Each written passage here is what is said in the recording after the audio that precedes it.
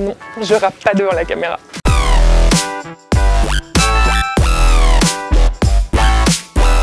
Alors moi j'aimerais bien, mais ça dépend du président du tribunal en fait. Parce que le principe, c'est qu'on n'a pas le droit d'enregistrer ce qui se passe dans une salle d'audience, donc on n'a pas le droit de filmer ou d'enregistrer pour la radio. Le live tweet c'est un peu différent, parce qu'avec nos téléphones, on peut envoyer des messages en temps réel pour permettre aux gens de suivre le procès pendant qu'il se déroule.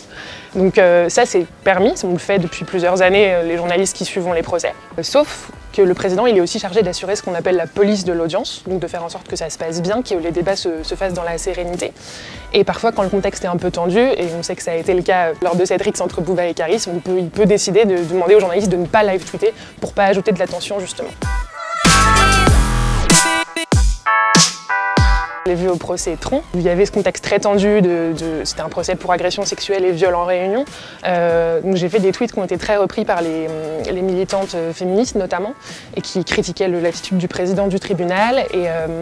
Et ça a contribué à tendre beaucoup l'atmosphère, et les avocats s'en sont servis comme pour demander le renvoi. Le deuxième exemple, c'est celui du procès de Jawed Ben Daoud, où on a vu toutes ces punchlines, cette espèce de one-man show qui se déroulait devant nous au tribunal, et dont on rendait compte sur Twitter forcément.